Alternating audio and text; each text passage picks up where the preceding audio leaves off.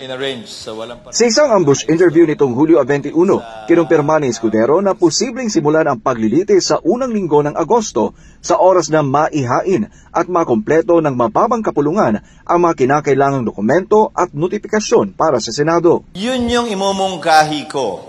Bakit yun ang petsang yun? Dahil kailangan bigyan ng notice yung mga partido.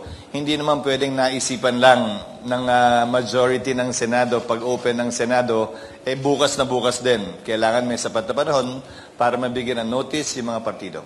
Nilinaw ni Escudero na walang hadlang sa 20th Congress upang ipagpatuloy ang impeachment process na sinimulan ng 19th Congress.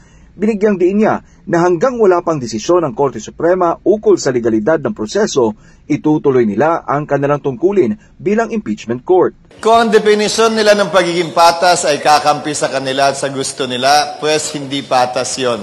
Klaro ang kanilang gusto mangyari at hindi porkit hindi sumasang-ayon sa kanila o sumusunod sa kanila, hindi na patas.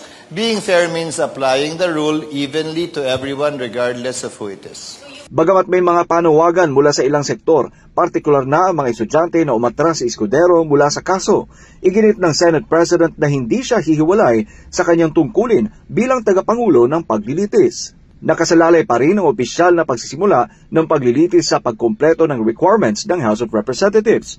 Ngunit kumpiyansa si Escudero na maaari itong maisakatuparan sa takdang petsa kung walang aberya. Kasi kailangan yung mga parties bigyan ng notice.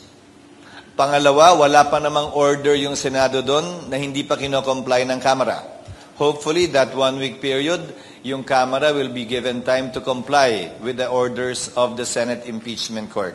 Dahil yung pangalawang order, hindi ba? Dapat ang gumawa nun 20th House of Representatives. Hindi yung nagdaang House of Representatives. Ang impeachment trial ni Vice President Duterte ay isa sa pinakamalaking usapin sa bansa at inaasahang susubaybayan ng taong bayan ang magiging takbo ilang araw kasunod ng pagbubukas ng 20th Congress sa susunod na linggo.